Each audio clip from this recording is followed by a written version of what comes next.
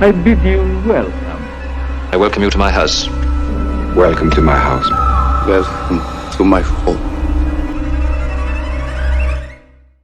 Hello horror hounds, welcome to my horror house and welcome to another Monster Monday.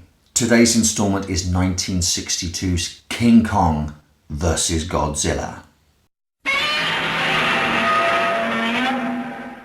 Story, well, let's be honest, it's just an excuse to get King Kong and Godzilla to fight, isn't it? But for goodness sake, this? If you thought the trials and tribulations of an Osaka tuna fishing company were an odd human story choice for Godzilla raids again, wait till you experience the roller coaster ride that is the advertising department of a pharmaceutical company.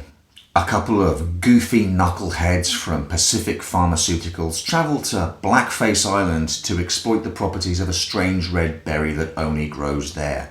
The section plays like Abbott and Costello on Skull Island, but without the charm or humour. Meanwhile, a US submarine investigates an iceberg which is starting to emit radiation and a strange green glow. Basically, Faroe Island, where the red berries come from, is home to Kong, and the iceberg is where Godzilla has been trapped since the end of Godzilla Raids Again. The head of the advertising division thinks it's a great idea to use the Faroe Island monster as their company mascot and is peeved when Godzilla arrives on the mainland at the same time and starts to steal all of his press. He thinks it would be a ratings winner if they fight. Eventually the penny dropped while I was watching this. It's a sly satire. Who else but marketing people would even come up with the very notion of King Kong versus Godzilla? It's just not a very good satire and not an engaging story. Fingers crossed that the fights are good though, right? In the red corner we have King Kong. I have no idea whether this is supposed to be the same Kong who died at the end of RKO's King Kong, or just a different giant gorilla on a different island. It's best not to think about it too much. Lightning makes him stronger though, so there's that. Kong has to fight Godzilla, so he has to be a man in a gorilla suit. You'll just have to cherish the memories of the wonderful stop motion and giant animatronic hands of RKO's spellbinding 1933 King Kong as you watch a moth-eaten papier-mâché faced monstrosity lumbering across your screen doing a monkey walk. In the blue corner we have Godzilla. This is perhaps the film which tries to introduce a sense of personality to Godzilla first of all. It's certainly the film where he just begins to incorporate a sense of a kind of WWE theatrics to his fighting style. He's not dancing a jig yet, but he is flapping his hands mockingly whenever he lands a shot on Kong. And finally, briefly on Faroe Island, we have a giant octopus.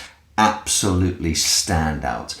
Basically, because it's a real freaking octopus slowly slithering its way through a miniature set. Kong fights it, but the shots of Kong and a rubber octopus are thankfully brief. So for this brief section of the film, you can luxuriate in the almost Lovecraftian tentacled horror of the best monster in the movie.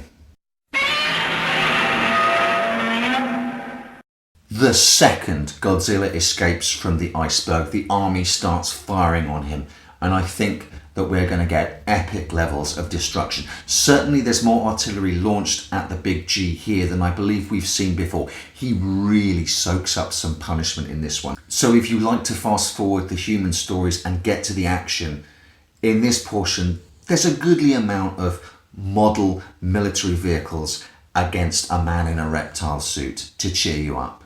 We hear on the radio rather than see that Kong, quote, rampaged through several towns causing massive damage to many buildings.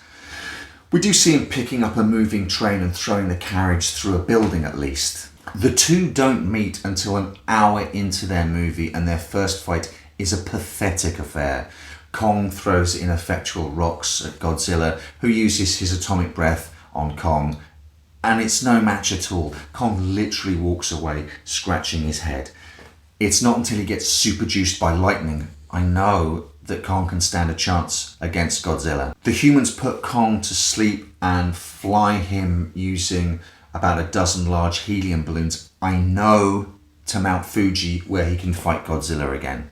The models in the film have no heft to them. They look and break like balsa wood rather than brick and mortar. The finale sees the destruction of Atami Castle, and this real-life edifice at least suffers a respectable demise.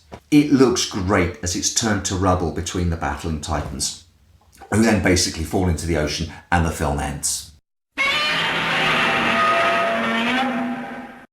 The human story is tedious beyond belief. The models, although more intricate, look more fake than in previous movies. The monsters aren't filmed in a way that gives them any grandeur or sense of scale. The world is a strangely depopulated place, making it seem as if our two antagonists are fighting on a really large model train set. The tone is more broadly cartoony and family orientated. I get that. You want as many people as possible to be able to go and see the film if you're putting these two creatures head to head. But honestly, it's dumb and it's goofy. The upcoming 2020 rematch is going to have to work really hard to answer the same decades-old question: how on earth is Kong supposed to be a match for a creature that can shoot atomic fire and withstand nuclear explosions? In this film, Godzilla is still an antagonist of sorts. I talked about his sort of WWE wrestling persona coming to the fore, and in 1962 he had to lose this particular bout because he was still the heel. In Legendary's 21st century universe of Godzilla, the Big G is already king of the monsters and more or less Earth's defender. In 1962, it was simply a matter of putting these two titans together so that they could fight. Now the real head scratcher is how would they meet and why would they fight?